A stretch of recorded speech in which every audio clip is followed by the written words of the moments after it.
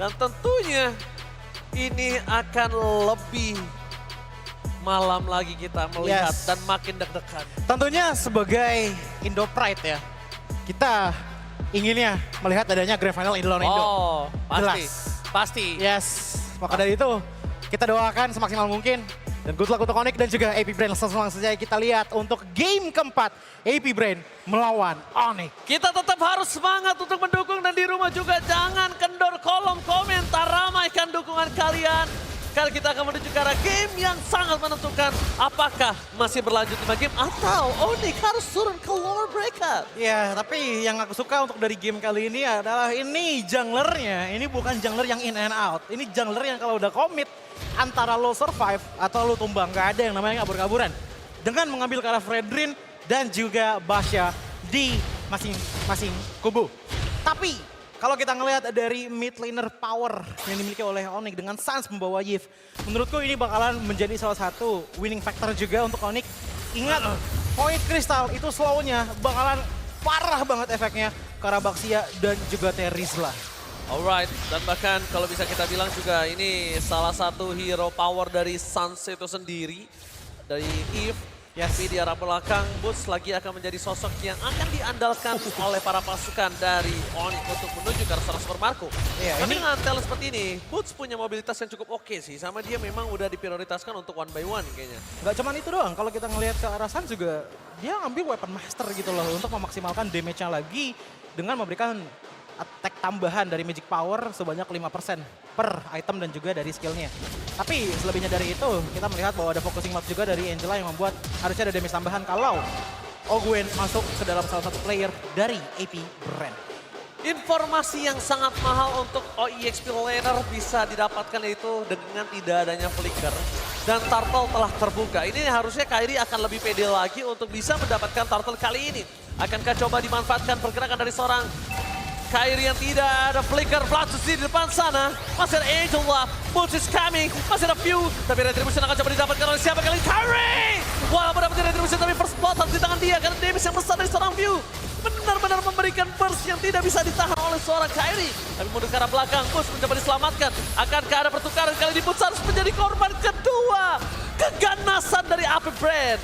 Yes, dengan prolong team fight, ingat Ogwen di belakang sana selama masih ada mana, heal akan terus dikeluarkan, apalagi kalau misalkan menggunakan Roam Favor. Bahkan Keyboy pun tadi sudah mengeluarkan beberapa Void Blast juga, tapi sayangnya masih belum punya efek yang begitu signifikan menuju ke arah KLZ. Bahkan Keyboy, satu baris tersisa dengan tipis sekali darahnya masih bisa flicker ke belakang sana, tapi lihat View juga mencoba untuk menahan dan bahkan Keyboy pun tumbang. Ogwen flicker ke belakang sana menuju ke arah belakang, tapi Kairi langsung saja lakukan charge, tidak ada kata kabur karena itu dia Appraisal Wrath dari Kairi. Begitu manisnya tapi langsung ditukarkan lagi dengan Flamsy menggunakan penalty zone dan juga revenge strike-nya. Apakah Keyboy tadi tumbang dengan adanya purple buff yang membuatnya terpatok sekali dan langsung turun di depan sana. Tapi kayaknya harusnya kena buff sih. Harusnya kena buff sih menurut aku ya. Yes. Tapi para pasukan dari Onyx kayaknya mereka udah mulai ketinggalan 2 point kill. Walaupun tempo yang sangat mahal didapatkan oleh para pasukan AP Brand, tapi ternyata cewek masih mau lebih. Dengan adanya Ogwen membuat Onyx sustain banget untuk team fight-nya. Lihat, Ogwen bener-bener harus nge-heal View. Onyx harus benar-benar bisa sustain team fight-nya. Harus dipaksain lagi, kalau mungkin kasusnya tadi tidak ada Angela, Onyx itu cepat banget untuk nge-pick off dari seorang View. Itu dia, masalahnya Kairi ini menggunakan Fredrin yang kita sudah tahu bahwa Fredrin kalau udah kena slow, itu benar-benar berat banget untuk bisa kabur dari situasi tersebut. Ditambah lagi dengan View yang menggunakan Valentina. Sorry to say, sisi powernya dengan Terrified itu bakalan enak banget kalau misalkan dikombo dengan penalty zone. Jadi, aku melihat bahwa dari kedua belah tim, ini punya skill, harmoni yang bisa dibilang sangat-sangat memadukan banget gitu loh. Apalagi dari AP Brand. Cuman Onyx juga bisa, tapi dengan syarat bahwa Sans-nya udah punya glow yang terlebih dahulu. Oke, mundur ke arah belakang. Langsung dari wall manipulation dari seorang View. Imitasi yang terjadi para pasukan dari Onyx. Bakal coba dihantam ke arah belakang. Keyboy nggak bisa selamat. Karena dengan adanya Kaltisi terlalu kuat. Bahkan Kairi harus tenggelam di dalam jungle-nya sendiri. Kyle TZ too strong. Dengan kombinasi dengan adanya Angela membuat Kairi harus turun ke arah belakang. Dan 1 by 1 situationnya gagal di arah top lane. Sejauh ini damage burst masih belum keluar dari tangan tim Onyx kepada KLZ. ditambah lagi dengan durability yang oke, dan juga Angela yang selalu melakukan hard guard. Saya sudah hitung 3 kali sejauh gameplay berjalan, itu semuanya menuju ke arah Kyle Z yang membuat dia susah sekali untuk ditumbangkan. Tapi ingat, masuk ke arah late game, menurutku Basha itu akan fall off, apalagi menghadapi cewek yang menggunakan Cloud. Gak harus melulu menggunakan Blazing Duet, bahkan basic attack-nya saja mungkin di menit 15 sudah cukup sebagai poking damage terhadap Basha. Bahkan kalau gue pribadi ya, gue melihat power dari seorang Cloud itu di arah Battle Mirror Image dan juga poking. Kalau main di arah metode late game. Jadi gimana caranya dia bisa ngepoking sampai orang tuh berpikiran kalau damage-nya itu nggak terlalu sakit. Iya, tapi tiba-tiba bocor aja. Tiba-tiba bocor. Karena itu yang terjadi ketika kalau misalnya hero-hero tanky seperti ini ketemu Cloud, mereka itu kan kira oke, gue bakal nahan sedikit nih damage-nya, tapi dengan brebet, seret langsung hilang begitu saja. Cuman match-up-nya jadi kayak game pertama, dimana kalau misalkan cewek single lock target, itu damage-nya emang massive. Tapi kalau aku compare dengan Beatrix, menurutku itu bakalan menjadi sedikit perbedaan yang kelihatan lah. Kalau Beatrix kita tahu nih birunya mungkin 3 klip di arah late game, itu udah cukup banget untuk meltdown ke arah tanker. Ya, Begitupun juga dengan mid laner. Kalau sekarang sih masih belum cukup. Sekarang masih belum cukup dan gimana caranya dia bisa untuk dapetin power dari farmingannya terlebih dahulu. Dan View ini lagi-lagi menjadi sosok yang menakutkan untuk Kairi. Kenapa? Burst damage-nya itu loh. Burst damage-nya nggak bisa ditahan sama Kairi. Walaupun setebal apapun Kairi nantinya. Apalagi Terrify Gaming yang jangan sampai para pasukan dari Onyx mereka terlena dengan permainan dari Kaltisi. Lihat sebelah sana Kaltisi. Tidak ada yang bisa didapatkan. Kaltisi terperangkap tapi terlalu kuat di fight dari para pasukan Naive Brain. Bahkan lihat Kairi yang harus tumbang di depan sana. Kombinasi kembali terjadi antara Angela dan juga Baxia. Membuat para pasukan dari Onyx mereka harus melepaskan dan merelakan seorang Kairi tumbang. Tidak ada bahkan kekurangan darah sedikit pun dari seorang Kyle TZ. Iya, ini masalahnya. Angela mau masuk kemanapun juga bakalan menjadi salah satu titik kelemahan dari Onyx. Masuk ke view, tambahin move besi tambahan, tambahin slow juga, membuat ya damage-nya besar. Apalagi dengan cewek, lihat. Oke, damage-nya juga udah mulai keluar. Karena hampir saja terkena Ranger Sabati dari Super Marco. Tapi balik lagi ke pembahasan. Dimana Angela di sini, itu nggak ada yang namanya salah. Masuk kemanapun itu bakal nge-assist banget, apalagi Suns di belakang sana dengan minimnya frontline, apalagi dengan XP yang diisi oleh Masha. Dalam tanda kutip, kalau ada yang masuk sampai ke belakang, itu udah nggak ada yang bisa deny lagi. Sama sekali nggak ada yang bisa deny untuk memproteksi ke arah Suns. Alright, tapi dari bottom lane, Boots benar-benar akan dipegangin kakinya oleh seorang Ogwen. Mencoba untuk melakukan clear minion, tapi kali ini yang harus diperhatikan adalah gimana caranya Onyx bisa membuat ruang untuk seorang cewek. Power dari AP Brand, memang dia sangat kuat untuk team fight, tapi mereka agak sedikit kekurangan dari segi split push. Ya. Walaupun mobilitas yang cukup cepat dilakukan oleh Kaltisi, tapi kali ini tidak bisa terlalu bisa mengejar untuk seorang cewek. Dan dari segi itemnya, dengan arah gold play-nya bakal coba dipasang Kaltisi versus Suns di depan sana, bakal dipegangin kakinya dan reward mulai akan dibuka. Penalty zone menutup hari dari Onyx Esports di arah mid lane, bahkan mid lane turret mereka di outer sudah tidak ada. Tidak ada lagi yang bisa mereka selamatkan. Bahkan Kaltisi bergerak semena-mena. Kaltisi bergerak sesuka hati. Tidak ada yang bisa menumbangkan Kaltisi. Tidak cukup damage. Kaltisi too strong. Maka dari itu Onyx memilih untuk melakukan split push seperti sekarang. Dimana Boots dan juga cewek tadi di arah top lane. Split push dengan cukup baik tapi sudah mulai digenging juga, bahkan Kyle Z sudah menemukan Boots itu juga di depan sana. Ogwen pun memberikan damage banyak mungkin. Boots yang satu barisan tersisa otomatis tidak akan kuat untuk menahan 3 hantaman dan juga jepitan dari pasukan AP Brand. Bahkan kalau bisa kita bilang Super Marco dan juga Ogwen saja, nggak usah pakai seorang KLTZ. Itu juga pun nggak bakal cukup kuat kalau menurut gua. Ya. Karena heal yang cukup tinggi, terlalu kuat damage dari Super Marco membuat Boots yang ketinggalan satu level atas Super Marco. Dia tidak mungkin capable itemnya, nggak bisa catch up. Lihat, 5.000 gold difference di menit yang ke-9, itu jauh. Dan mungkin ada 1-2 item yang akan sangat signifikan perbedaannya. Apa tuh contohnya? Contohnya, sekarang dari Boots belum punya 3 atau 2 item. Mungkin sekarang dia cuma 2 item aja. Itu juga kalau dapat farmingannya. Sedangkan Super Marco mungkin udah punya 3 item. Lihat Kairi nggak bakal dikasih masuk. Nggak butuh power of retribution. Dia gimana caranya? Dia tutup di depan sana. Flicker bakal harus kurangkan. Dan Renapati! From Super Marco berhasil menutup seorang keyboard. Dan bahkan Kairi akan menjadi korban keganasan View. Dia disembur. Terrify Gaming. Cewek bahkan gak bisa masuk karena teritorial Epic Brain dijaga oleh sang perkasa Flapsy. Frontliner minim dari Onyx ditambah lagi dengan ketinggalan gold lead. membuat Onyx pun seakan-akan kebingungan siapa yang seharusnya ada di depan sana untuk menahan damage yang diberikan oleh teman-teman dari AP Brand. Power dari Suns dari tadi cukup oke dari segi territorial powernya, tapi balik lagi untuk melakukan counter setup ini yang agak bingung dilakukan oleh Onyx, apalagi dengan Lord yang sudah berjalan di arah mid lane sekarang. High ground defensive masih ada Suns, tapi bagaimana dengan cewek? Apakah dia berani untuk melakukan basic duet? Reward manipulation bakal coba dipas dari depan sana, tapi lihat dari seorang Kairi sekali maju ke depan di spray down, satu klip dari Super Marco membuat dirinya hilang hampir setengah darah. Ini Lord yang pertama, mungkin tidak terlalu sakit damage-nya, tapi masih ada super minion bergerak. Kalsisi mencoba melakukan zoning out. Freeslane menuju ke arah seorang cewek. Boots versus everybody. Boots gak bisa melakukan, ada sebuah tembakan dan turret akhirnya men-shutdown seorang Kaltisi. Ketika tidak ada Kaltisi, ini akan menjadi kesempatan yang sangat besar untuk para pasukan dari Onyx, dan mereka nampaknya mengurungkan niat. Kalau nggak ada turret, mungkin Kaltisi tadi masih bisa selamat untuk mundur.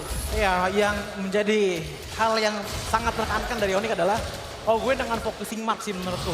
Karena balik lagi, bahwa KLZ yang dalam tanda kutip punya mobilitas oke di saat shield unity-nya menyala, itu udah menjadi power yang cukup menyeramkan bagi Onyx, apalagi dengan item di mana Molten Essence di tangannya. Ingat, Molten Essence itu nambahin damage di mana memakan 0,8% max HP kita untuk diberikan kepada lawan sebagai damage. Ada Radiant Armor juga, ditambah lagi dengan ternyata Boots membawa satu Garden Helmet diikuti dengan Molten Essence dan juga Corten Sight. Itu yang gue bilang, 2 item berbanding dengan 3. Yes. Ini nggak bakal cukup, dan bahkan kemungkinan besar dia akan menuju ke arah Demon Hunter Sword. Possibility yang cukup tinggi di sana, dan itu semakin lebih berbahaya untuk seorang Kairi ataupun Boots yang notabene-nya dia ada menjadi garda terdepan dari para pasukan dari Onyx Esports. Boots harusnya udah tahu dia bakal coba dikejar asal-asalan. Kali ini untungnya Boots dikasih space untuk mundur. Gagal ada gerebekan dengan blind spot yang terjadi melihat View dan juga Oakwen nggak bisa megang Boots. Dia langsung diem di sana, dia recall karena dia tahu nyawanya terancam. Ditambah lagi dengan Super Marco yang itu sama sekali tidak dibiarkan sendirian oleh teman-teman dari AP Brand yang membuat untuk di arah backline dari AP Brand tuh seakan-akan sangat-sangat safe gitu loh. Dan kalau kita ngomongin malah salah hero jump in, dari tadi Boots sudah melakukan hal tersebut, tapi yang seperti dikatakan oleh Bang Oje tadi, item yang masih kurang, masih belum memiliki burst power yang cukup untuk langsung nge-shutdown ke arah Super Marco, dan ini masih relatif di arah mid game. Kalau sudah sampai late game sih udah makin berbahaya lagi sih kalau menurutku. Oke, kita melihat apakah ini akan ada take over world yang didapatkan Onyx. Karena Flaptizi udah lebih kuat lagi, dia udah punya Sky Guardian Helmet. Informasi yang sangat mahal barusan udah dilihat kalau tidak adanya pergerakan cewek untuk masuk. Ketika Battle Mirror Image sudah dibuka, cewek masuk ke situ dia akan menjadi bahaya. Dan lihat, satu kali semburan aja, cewek seperempat darah dan hampir setengah darah hilang. Mencoba untuk menangkap Flaptizi, membuka stance di depan sana para pasukan dari Onyx. Sedikit dengan sabar melakukan poking damage, tapi nampaknya udah mulai akan teamfight terjadi. Flaptizi mundur ke arah belakang, bakal berkejar oleh Kaltisi, tapi lihat ditungguin oleh seorang Flame. Di belakang Sun, Super Marco akan menjadi korban utama dari para pasukan AP Brand. 2 hilang, View menjadi korban kedua. Dan para pasukan dari Onyx, mereka sama-sama masih mau lebih.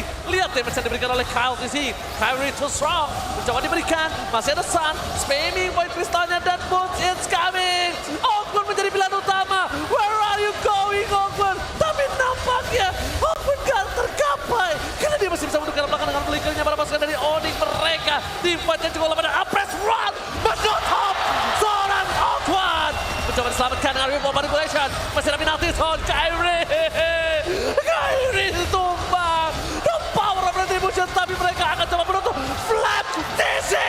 Oh my god, masih bisa survive. Oakwen di belakang sana. Pure. Itu dia. Love Waves yang dikeluarkan oleh Angela menjadi supporter ataupun tiang durability dari AP Brand. Kita sudah bisa melihat bahwa Flaptizi ini menggunakan Terizla yang bisa mendapatkan damage reduction up to 30% di saat HP-nya menghilang. Ditambah lagi dengan heal yang dibawa oleh Oakwen. It takes too long untuk teman-teman dari Onyx bisa langsung men-shutdown ke arah 2 player tersebut. Apalagi dengan Kyrie yang membawa Fedrin, yes diikuti oleh Boots. Tapi mereka tidak unggul dari segi healing powernya. Oke, satu kali Apprecious Rest bisa langsung mencambuk ataupun mempunish ke arah Oakwen. Tapi kalau untuk mencambuk ke arah Flaptizi, No, susah sekali untuk bisa menumbangkan ke arah hero power tersebut. Tapi satu hal yang sudah dilakukan sangat-sangat benar oleh Onyx adalah Super Marco-nya dipisah, langsung di lockdown, membuat adanya chance untuk Onyx bisa melakukan setup counter attack. Kalau misalkan bisa dilakukan lagi, mungkin saja akan ada turning point untuk Onyx. Oke, dengan pasukan dari Onyx mencoba untuk melakukan all-in transfer view, flicker terakhir mereka begitu saja. Flatzy menutup pergerakan dari seorang cewek, tapi cewek masih bisa mendapatkan Flatzy. Ini akan menjadi korban yang cukup mahal.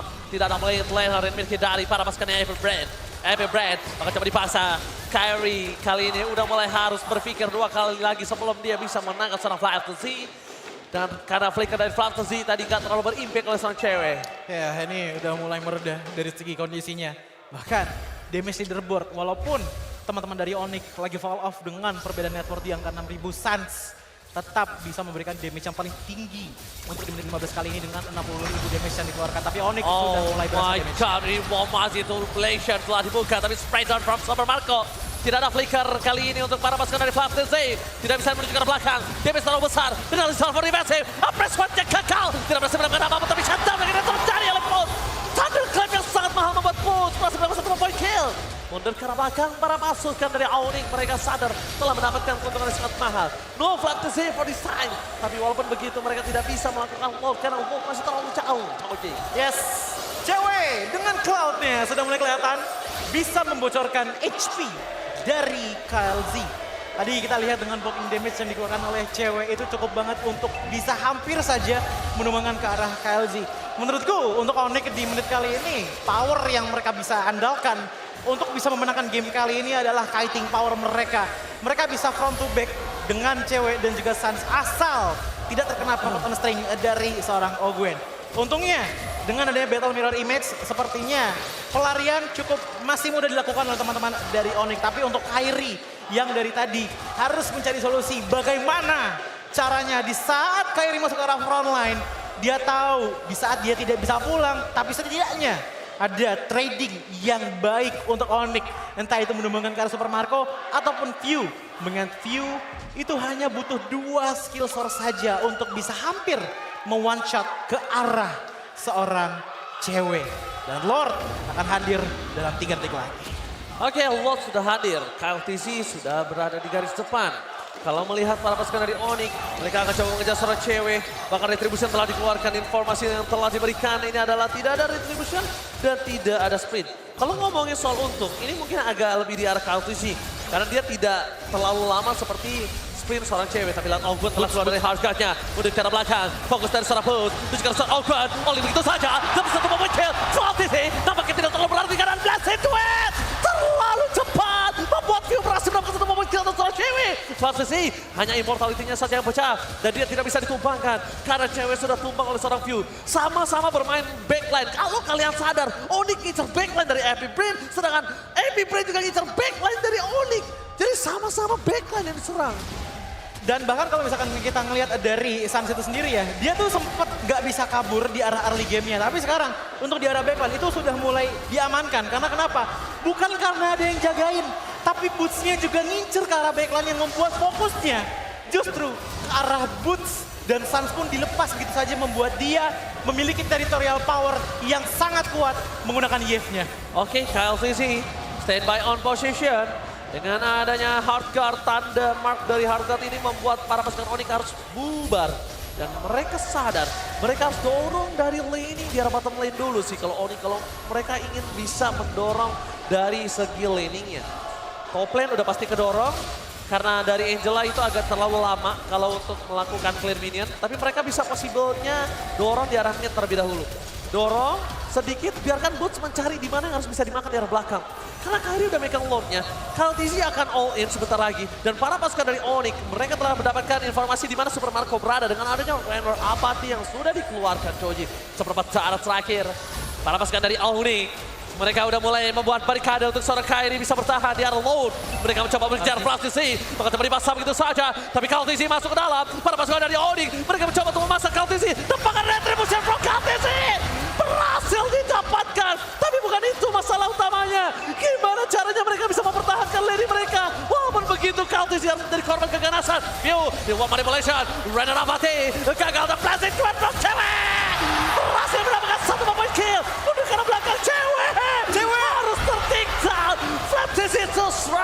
bahkan Lord bergerak tidak ada yang bisa mengcovernya Jody. Yes, satu pertukaran terhadap cewek tapi ditukarkan dengan adanya dua player ditumbangkan dengan View dan juga KLC yang hilang. Tapi problemnya adalah Onyx dengan Lord yang sedang berjalan ini akan sedikit merepotkan ya untuk bisa menahan wave yang lainnya yang datang dari top lane dan juga di arah bottom lane. Yang dilakukan dari Onyx menurutku sangat-sangat pintar sekali dengan boots di arah depan sana. KLZ-nya memaksakan untuk mengambil ke arah Lord. Tapi dengan paksaan tersebut, Lord-nya hanya menjadi Lord untuk menambahkan durasi permainan saja. Mengingat dengan dua player yang hilang, push potensial yang didapatkan oleh AP Brand tidak bisa terlalu efektif. Apalagi dengan Sans yang masih hidup dengan real world manipulation-nya. Onyx sudah mulai menunjukkan seberapa tajam kekuatannya untuk di menit kali ini. Tapi satu hal yang harus di-note, Boots ini benar-benar harus banget fokus untuk bisa ngambil ke arah backline seperti tadi. Karena di saat Ogwena sudah hilang duluan, itu menjadi momen manis untuk Onyx melakukan team fight. Dan itu dia yang sempat aku bilang di early sebelum game pertama mulai. Kalau misalnya Kairi ini walaupun pemegang retribution terbaik di Indonesia. Tapi dari kemarin KLTZ dia dengan sangat confident masuk ke arah belakang. Dia pede banget bisa adu dengan seorang Kairi. Dan memang terbukti beberapa belakangan ini. KLTZ ketika pertemuannya dengan Kairi, dia lebih unggul dari objektif yang dia miliki. That's why di arah group stage kemarin dengan ada kemenangan 2-0 dari AP Brand, itu kebanyakan dari KLTZ dengan retribution yang sangat mahal. Yes. Maka dari itu, ini akan menjadi kontes lagi untuk di Lord berikutnya yang akan hadir dalam sekitaran mungkin 50 detik lagi bagi kedua belah kubu.